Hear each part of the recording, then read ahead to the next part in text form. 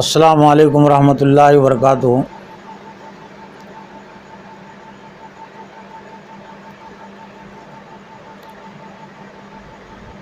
اعوذ باللہ من الشیطان الرجیم، بسم اللہ الرحمن الرحیم۔ فاذکرونی اذکرکم واشکروا لی ولا تکفرون۔ یا ایھا الذین آمنوا استعینوا بالصبر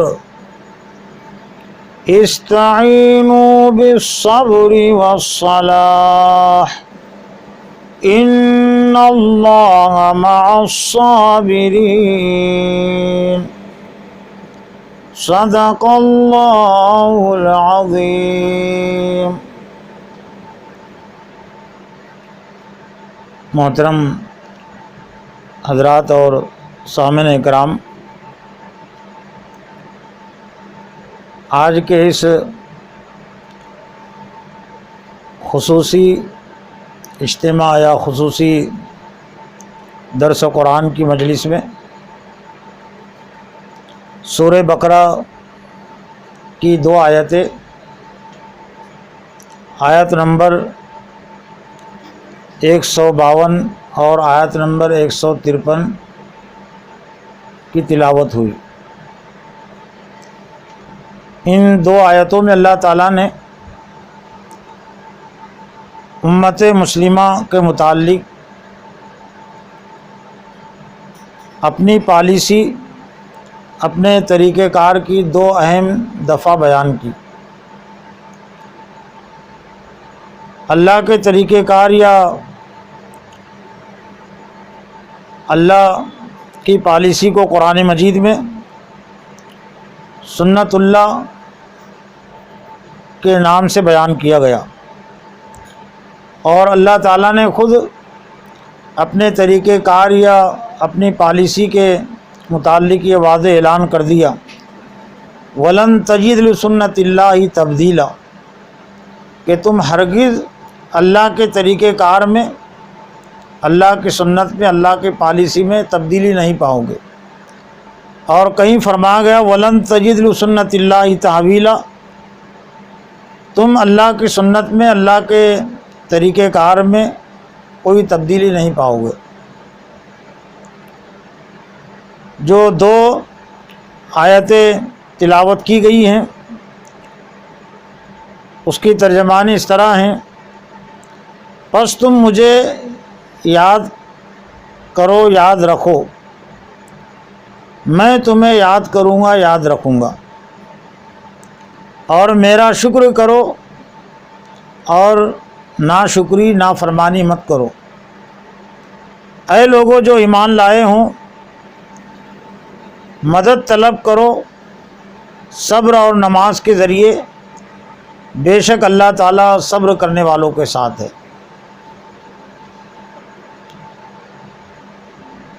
یہ آیتیں اگرچہ الفاظ کے لحاظ سے بہت مختصر ہے، چھوٹی آیتیں ہیں، لیکن معنی اور پیغام کے لحاظ سے یہ بہت بڑی آیتیں ہیں، اور اللہ تعالیٰ کی سنت، اللہ تعالیٰ کا طریقہ کار یا اللہ تعالیٰ کی جو پالیسی ہے اہل ایمان کے متعلق، اس کو سمجھنے میں یہ معین و مددگار بنتی ہے۔ اللہ کی جو سب سے پہلی پالیسی جو اللہ تعالیٰ نے بیان کی تمام اہل ایمان کے لیے، جس میں ہم سب شامل ہے، فاذکرونی، پس تم میرا ذکر کرو۔ یہاں ذکر کرنے سے مراد صرف اللہ کے نام کا ورد نہیں ہے، صرف اللہ کے نام کا ذکر نہیں ہے، یہاں ذکر کا بہت وسیع مفہوم اور مطلب ہے۔ اللہ کے ذکر کا مفہوم مطلب یہ کہ اللہ کی عظمت اور اللہ کے ڈر و خوف کو اور اللہ کے حکموں کو سامنے رکھو، فاذکرونی، پس تم مجھے یاد رکھو۔ یاد کرنے میں یاد رکھنے کا مفہوم بھی ہے، لیکن آج اگر ہم ذکر کے حوالے سے امت مسلمہ کی عمومی سوچ کا جائزہ لے تو بہت ناقص تصور پایا جاتا ہے، بہت ادھورا تصور پایا جاتا ہے۔ بہت سارے لوگ یہ سمجھتے ہیں کہ اللہ کے ذکر کا مطلب صرف اللہ کا نام لینا ہے، اللہ اکبر کہنا ہے، سبحان اللہ کہنا ہے، الحمدللہ کہنا ہے۔ یقیناً یہ بھی اللہ کے ذکر کے کلمات ہیں، لیکن یہ مکمل ذکر نہیں ہے۔ اور اس آیت میں جس ذکر کا حکم دیا گیا ہے وہ ذکر یہ ہے کہ اللہ کا جو منشا ہے، اللہ کی جو سنت اور اللہ کی جو پالیسی ہے اہل ایمان کے متعلق، تو تم اسے یاد رکھو، فاذکرونی، پس تم مجھے یاد رکھو، اذکرکم، میں تمہیں یاد رکھوں گا۔ خود اسی آیت میں ہم بخوبی سمجھ سکتے ہیں کہ ذکر کا مفہوم کیا ہے۔ جس ذکر کی تلقین اللہ تعالیٰ نے ایمان والوں کو کی ہے، ہم کو کی ہے، تو اللہ تعالیٰ نے اپنے لیے وہی لفظ استعمال کیا کہ میں تمہارا ذکر کروں گا۔ ظاہر بات ہے اس کا کوئی بھی یہ مفہوم اور مطلب مراد نہیں لیتا کہ یہ جو اللہ نے فرمایا کہ میں تمہارا ذکر کروں گا، تو کسی بھی مفسر نے، کسی بھی مترجمین نے یہ نہیں کہا کہ اس دنیا میں جتنے اہل ایمان ہیں اللہ تعالیٰ صرف ان کا نام لیں گا۔ میرا نام اگر کلیم ہے تو اللہ کلیم کہے گا، کسی کا نام عبد الرحیم ہے تو اللہ تعالیٰ عبد الرحیم کہے گا۔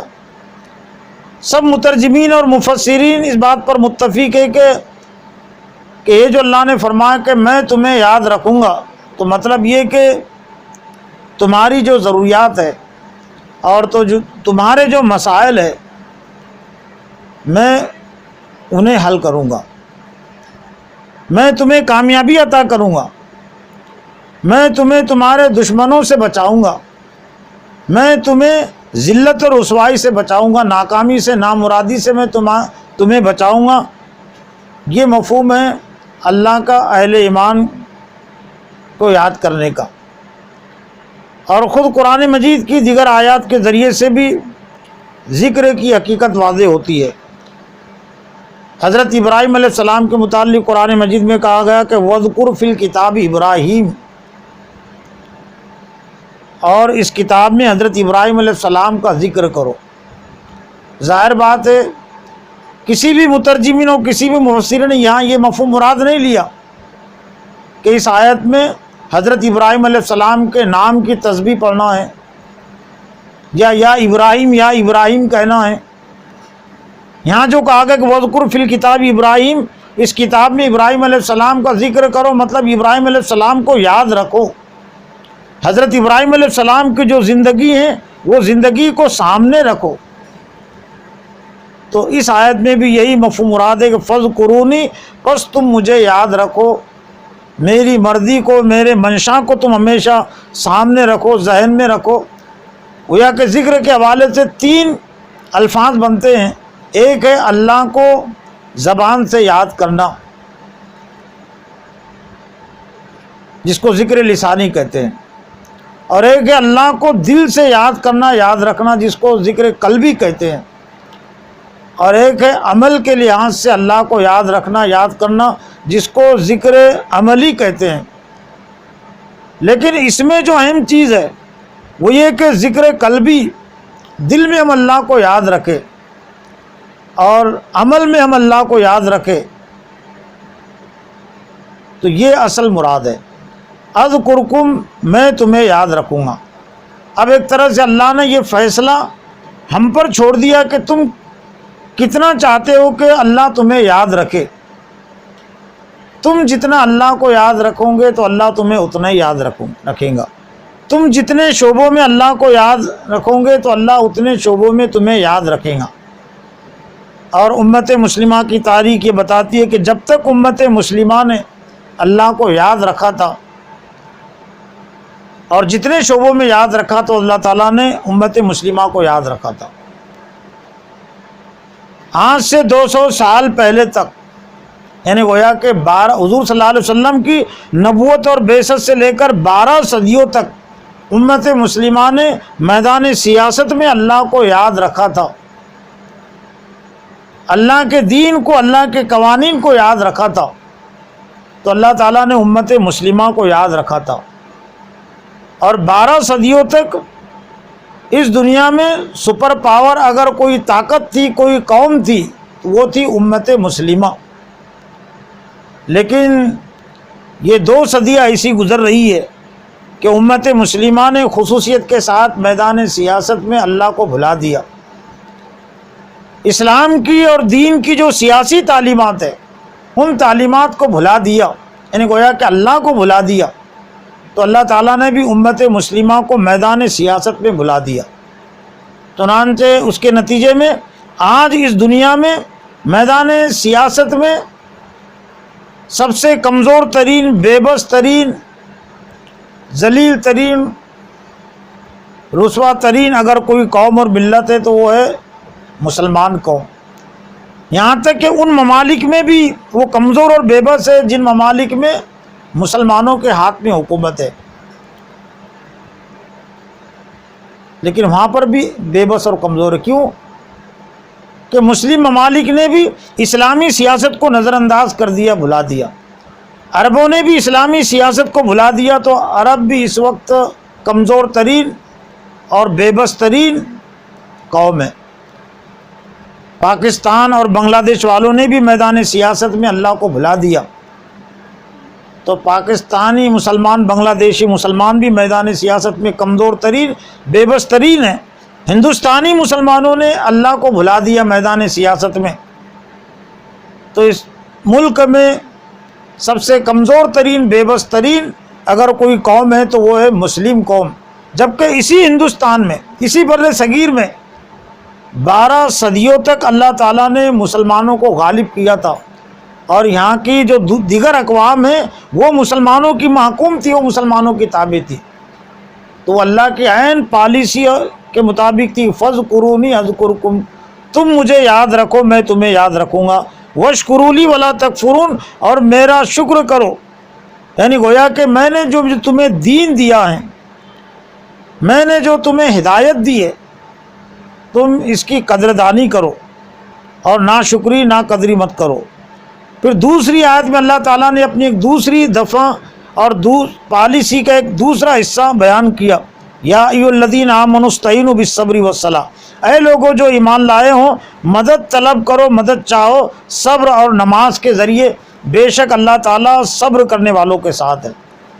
اس آیت کا تعلق بھی اس سے پہلے کی آیت سے ہے، یعنی اللہ کو یاد رکھنا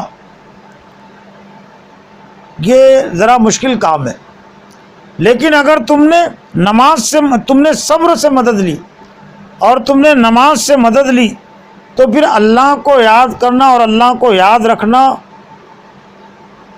زندگی کے معاملات میں یہ آسان ہے۔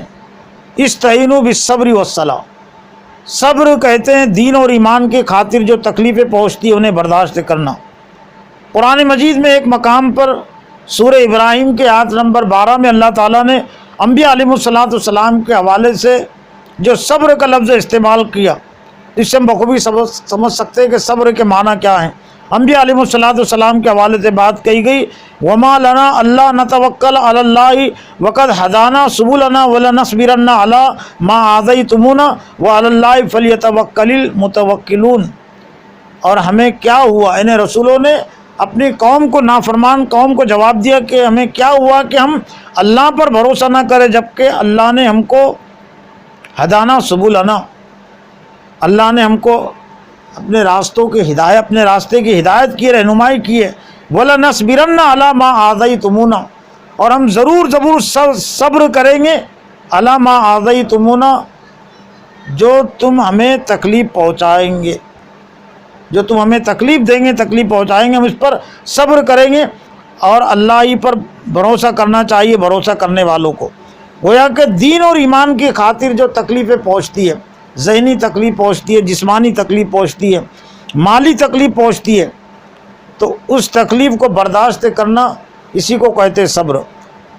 वो सलात और दूसरी मदद की चीज़, मदद का ज़रिया जिससे अल्लाह ने मदद चाहने की तलकीन की, वो है नमाज।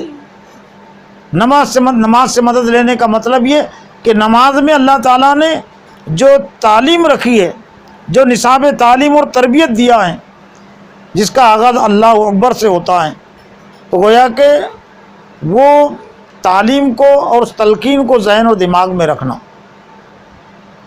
सबसे ज़्यादा ज़रूरत जिस चीज़ की पड़ती है निज़ाम ज़िंदगी में, अमली ज़िंदगी में, वो बड़ाई के मसले की पड़ती है कि बड़ा कौन। कभी नफ्स उसका बड़ा हो जाता है, कभी माल उसका बड़ा हो जाता है, कभी ख़ानदान उसका बड़ा हो जाता है, कभी हुकूमत बड़ी हो जाती है। तो अगर नमाज से अगर हम मदद ले, और नमाज से मदद लेना ज़रूरी है, तो नमाज हमारी मदद करेगी और नमाज इस मसले को चुटकी में हल कर देंगे। चुटकी में उसने मसला हल कर दिया। अल्लाह अकबर, अल्लाह सबसे बड़ा है, मतलब अल्लाह का हुक्म सबसे बड़ा है। तुम्हारे नफ्स का हुक्म बड़ा नहीं है, तुम्हारे ख़ानदान का हुक्म सबसे बड़ा नहीं है, हुकूमत का हुक्म सबसे बड़ा नहीं है। लेकिन आज अगर हम जायज़ा लें तो उम्मत मुस्लिमा नमाज तो अदा कर रही है, लेकिन नमाज से मदद नहीं ले रही है। कुरान में नमाज की अदायगी को अलग अंदाज में पेश किया गया और नमाज से मदद लेने को अलग अंदाज में पेश किया गया। और सूरह बकरा की आयत नंबर 43 और आयत नंबर 45 से बात वाज़ेह होती है। सूरह बकरा की आयत नंबर 43 से 5वें रुकू की अल्लाह ने फरमा के वाक़िमुस्सलात व आतु ज़कात वरकऊ मअर राकीन, और नमाज कायम करो और ज़कात दो और झुको झुकने वालों के साथ। लेकिन फिर उसके बाद की जो आयत है 44 आयत के बाद की आयत नंबर 45, तो उसमें अल्लाह ने फरमा के वस्तईनु बिस्सब्रि वस्सलाह व इन्नहा लकबीरतुन इल्ला अलल खाशिईन, और मदद तलब करो सब्र और नमाज के ज़रिए, और ये बहुत भारी है मगर अल्लाह का डर रखने वालों पर भारी नहीं है। नमाज को अदा करना भारी नहीं है, लेकिन नमाज से मदद लेना ये भारी है। इसलिए कि नमाज से अगर हम मदद लेंगे तो कभी वो नफ्स उसका मुखालिफ हो जाता है, ख़ानदान मुखालिफ हो जाता है, हुकूमत मुखालिफ हो जाती है। लेकिन जिन लोगों के दिलों के अंदर अल्लाह का डर है, तो उनके लिए नमाज से मदद लेना आसान है। वो अल्लाह ही को सब कुछ बड़ा समझते हैं, वो इहदिना सिरातल मुस्तकीम पर अमल करते हैं, गैरिल मग़ज़ूबि अलैहिम वलद्दाल्लीन पर अमल करते हैं कि जिन लोगों के रास्ते से अल्लाह ताला ने, हमारी नमाज ने हमको रोक दिया। जो दुआ हम करते हैं और नमाजी करता है, ए अल्लाह तू हमें सीधे रास्ते की हिदायत कर, उन लोगों का रास्ता जिन पर तूने इनाम किया। इससे मुराद है अम्बिया, सिद्दीकीन, शुहदा, सालिहीन, और उन लोगों के रास्ते से हमको बचा। गैरिल मग़ज़ूबि अलैहिम वलद्दाल्लीन, जो रास्ते से भटक गए और जिन पर तेरा गज़ब नाजिल हुआ।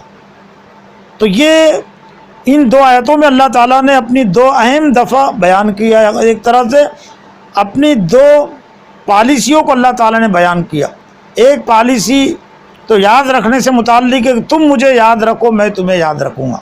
और दूसरी पॉलिसी वो ये कि अगर तुम मदद चाहते हो तो तुम्हें मदद लेना चाहिए सब्र के ज़रिए, बर्दाश्त के ज़रिए, और नमाज के अरकान और आदाब के ज़रिए। नमाज के जो अज़कार है, सूरह फातिहा भी नमाज है।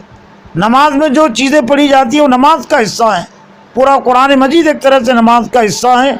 तो इससे हम अगर मदद लेंगे तो फिर हमारे लिए इस दुनिया में इस्लामी ज़िंदगी गुजारना, दीनी ज़िंदगी गुजारना आसान है। कुफ्र और शिरक से बचना और दूसरों को बचाना हमारे लिए आसान है। अल्लाह ताला से दुआ है कि अल्लाह ताला हमें इन दो आयतों में जो अल्लाह ने पैगाम दिया है, जो अपनी पॉलिसी बयान की है, इस पॉलिसी को समझने, उससे जुड़ने की और उम्मत को जोड़ने की तौफीक अता फरमाए। व आखिर दावाना अनिल हम्दुलिल्लाहि रब्बिल आलमीन।